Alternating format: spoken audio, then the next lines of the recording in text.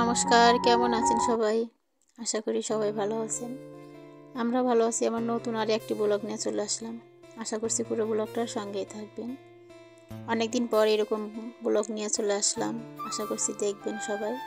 আর অনেকদিন হলে ভিডিও ছাড়া হয় না। শুধু কালকে একটা ব্লগ ছাড়ছি, ওই ছোটোখাটো একটা ব্লগ ছাড়ছি। যাই হোক, এখন হচ্ছে একটু নুডলস বানায় নিচ্ছি। আর এখন সন্ধ্যাবেলার নাস্তা এটাই, নুডলস খাবো আর হচ্ছে চা খাবো। আজকে সন্ধ্যা থেকেই রাত্রে কি কাজগুলো করি সেই কাজগুলো শেয়ার করছি আপনাদের সাথে, আপনাদের ভালো লাগবে। আর এখন মেয়ে বলছে মা একটু নুডলস খাবো, সেই কারণে একটু নুডলস বসিয়ে দিচ্ছি এখানে ডিম দিয়ে। আর ডিম দিয়ে নুডলসটা রান্না করে খেয়ে তারপরে হচ্ছে রাত্রের কাজগুলো যে আছে সেই কাজগুলোই সারবো।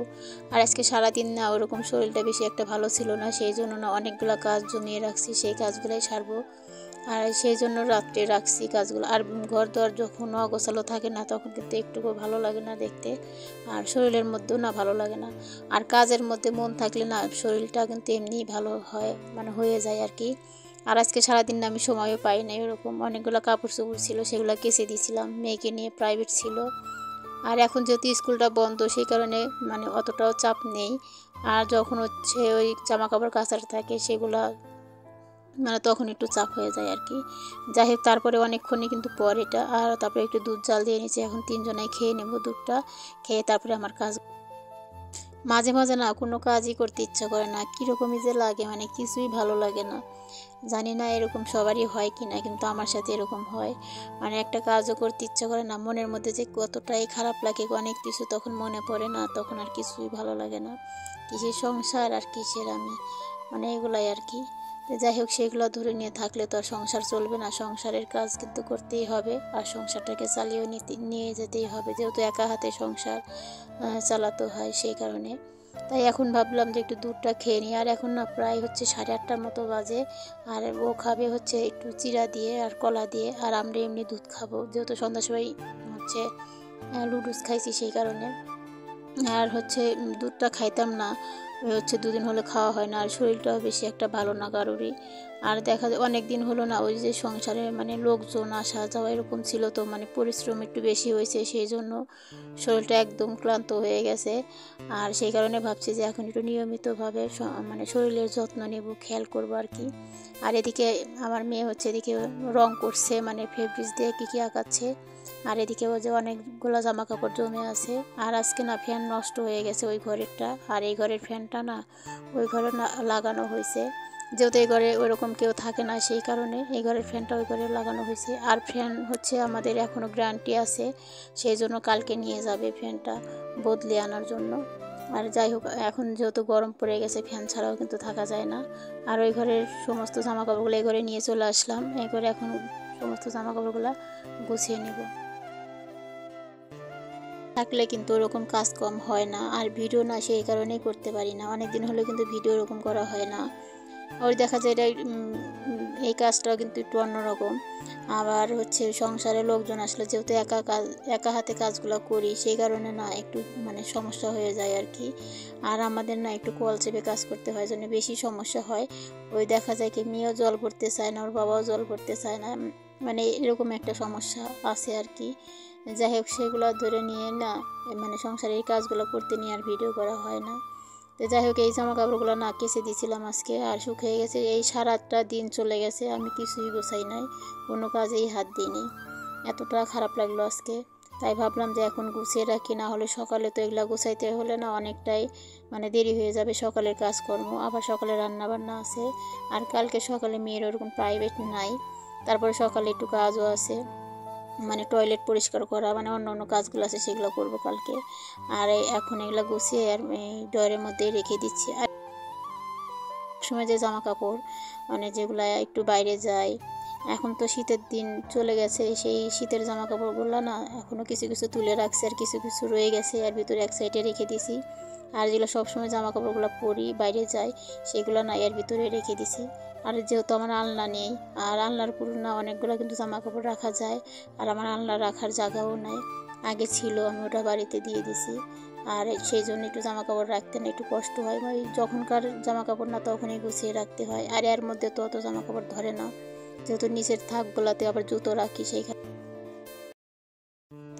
যখন মন ভালো থাকে না, শরীর ভালো থাকে, তখন কিন্তু সংসারের কাজগুলো না ঝড়ের গতিকে কিন্তু করা যায়। আর একটা কাজে হাত দিলে না মনে হয় যে সমস্ত কাজগুলো একা হাতে তাড়াতাড়ি সেরে নিই, এরকমই হয় আমার কাছে। আমার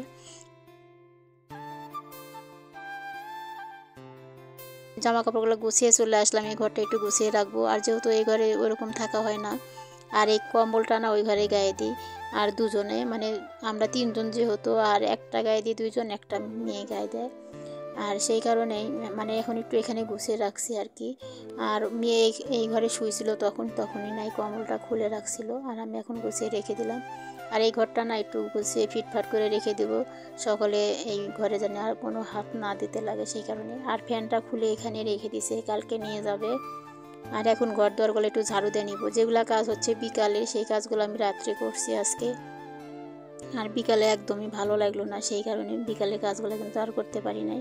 আর এখন টেবিলটা একটু গুছিয়ে নেব, কয়েকদিন হলো টেবিলের মধ্যেও হাত দেওয়া হয় না, ওই মেয়ে যেমন তেমনই করে রেখে দেয়।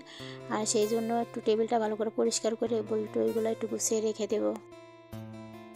গীতাগুলো না এখানে রেখে দিই। আর এই গীতাগুলো যেহেতু পড়ে মেয়ে, সেই কারণে। আর মেয়ে যেহেতু মন্দিরে পড়ে, সেই মন্দির থেকে না গীতাগুলো দিছি। আর ছোট্ট যে গীতাটা ওটা আমি কিনে দিছি স্কুলে নিয়ে যাওয়ার জন্য, মানে বাইরে যখন যাই তখন কাছে রাখার জন্য। ওই কোনো কোনো সময় নিয়ে যায়, আবার কোনো কোনো সময় মনের ভুলে রেখে যায়। আর সেইগুলো এখানে আমি গুছিয়ে রেখে দিলাম। আর হচ্ছে এখন যেহেতু আগের বছরের কোনো বই নেই, আর এখন এই বছরের বইগুলো না ওই ব্যাগের মধ্যেই থাকে। আর যেগুলো টুকটাক মানে যেগুলো লাগে না সব সময়, সেগুলা হচ্ছে গুছিয়ে রেখে দিলাম। আর সুন্দর করে টেবিলটা একদম গুছিয়ে রেখে দিচ্ছি, যখন মানে দরকার হবে যেটা, সেটা কিন্তু হাত দিলেই পাওয়া যাবে। আর ওই ঘরের কাজগুলো সেরে এই ঘরে চলে আসলাম। আর এখন বিছানাটাও গুছিয়ে নিচ্ছি, এখন যেহেতু অনেকটা রাত হয়ে গেছে, তা একটু পরে তারপর ঘুমাইতে হবে, সেই কারণে বিছানাটা না একদম গুছিয়ে রেখে দেব। পরে আর গুছাইতে হবে না, শুধু মশারিটা টানালেই হয়ে যাবে। আর বিছানাটা ঝেড়ে তারপরে ঘরটা ঝাড়ু দিয়ে নিব।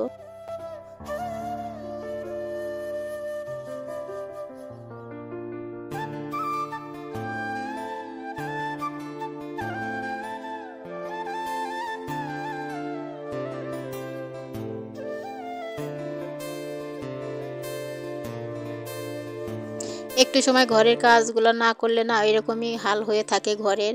আর যেহেতু মেয়ে এখানে কাজ করছে, সেই জন্য একদম অগোছালো করে রেখে দিছি। তারপর সোফাটার কি অবস্থা। আর এই টেবিলের কাগজটা না আমার ভাগ্নে যে আসছিল, ভাগ্নে একদম কেটে শেষ করে দিছে। এটা আবারও আমার কিনতে হবে নতুন করে।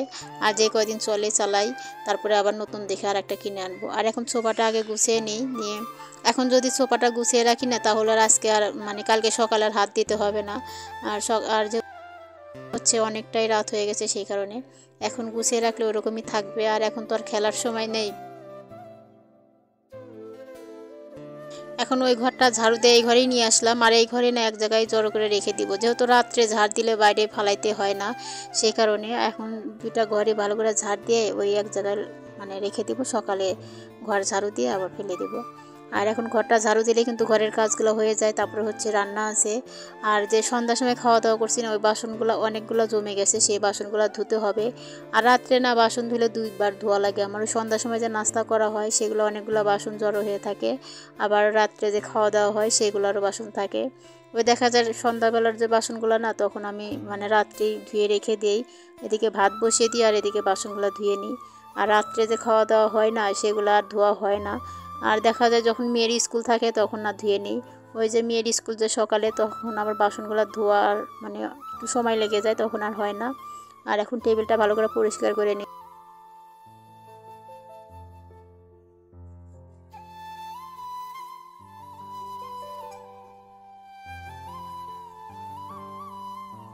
আমাদের সারাদিন যেটুকু খাওয়া দাওয়া না হয় না, আমাদের সন্ধ্যা থেকে সেটুকু খাওয়া দাওয়া হয়। মানে আমার বর যখন বাসায় থাকে না, ওই সন্ধ্যা থেকে ওই একটু খাওয়া পছন্দ করে, তখন যেহেতু ঘরে থাকে সেই কারণে। আর এদিকে না আমার বাসনগুলো অনেকগুলো জড়ো হয় সন্ধ্যার থেকে। ওই দেখা যায় দুবার তিনবার কিন্তু খাওয়া দাওয়া হয়ে যায় আর কি সবারই। ওই যখন বাসায় থাকে ওই খায়, আমরাও তো খাই সাথে, সেই কারণে অনেকগুলো বাসন জড়ো হয়ে যায়। আর এখন এই বাসনগুলো ধুয়ে নিচ্ছি। আর এদিকে ভাতটাও বসিয়ে দিছি। আর ভাতটা হইতে হইতে আমার এদিকে বাসনগুলো কিন্তু ধোয়া হয়ে যাবে। আজকের ব্লগটা যদি কিছু ভালো লাগে, প্লিজ একটা লাইক করে দিবেন। আর কমেন্ট করে জানাতে পারেন আপনার মতামত, আমার ভিডিওটা কেমন লাগছে। আর আমার চ্যানেলে যারা নতুন বন্ধু আছেন, চাইলে চ্যানেলটিকে সাবস্ক্রাইব করে আমার এই ছোট্ট পরিবারের সদস্য হয়ে আমার চ্যানেলের পাশেই থাকতে পারেন। আর যারা অলরেডি সাবস্ক্রাইব করে আমার ছোট্ট পরিবারের সাথে আছেন তাদেরকে অসংখ্য ধন্যবাদ জানাই।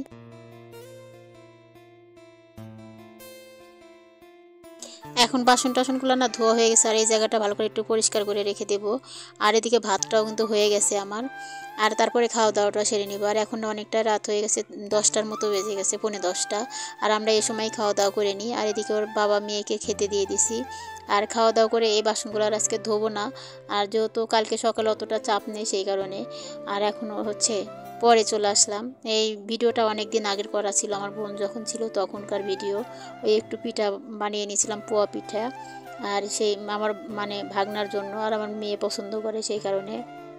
আর এই পিঠাগুলো এখন আমি নিজেই কিন্তু গুলিয়ে নিছি। আর এখন পিঠে বাজানো আমি শিখে গেছি, মানে আগে পারতাম না, আগে না বা মা আসলে বা আমার শাশুড়ি আসলে এদেরকে দিয়ে না পিঠা বানাইতাম। আর এখন না শিখে গেছি, এখন হয় মানে চলে আর কি। যাই হোক, এখানে হচ্ছে এটাই শুধু ভেজে নিব, আর কিছুই করব না।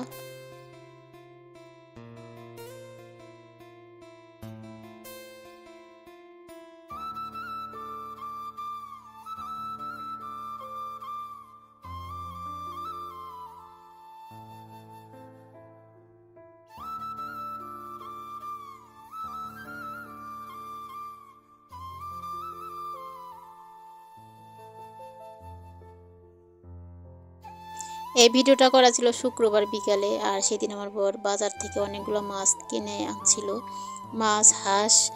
আর হচ্ছে এদিকে এই বাসার মধ্যে যে দিদি আছে, দিদিদের পুকুরে না অনেকগুলো মাছ ধরা হয়েছিল।